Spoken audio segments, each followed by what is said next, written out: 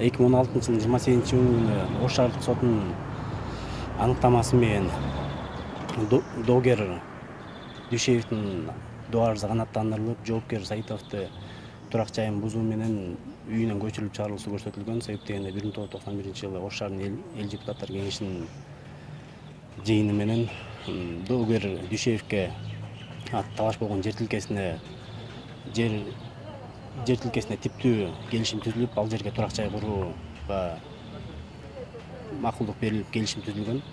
Мунун негизинде Ош шаардык соту 2016 жылдын 28 күнү доогердин арызын канааттандырылган. Ал эми жоопкер, бул иш боюнча жоопкер Саитов 2007 жылы талаш болгон жер тилкесине башка адамдын менчиги экендигине карабастан Жапарак айыл өкмөтү тарабынан токтом чыгартып, аталган жер тилкеге турак жай куруп жашап келген.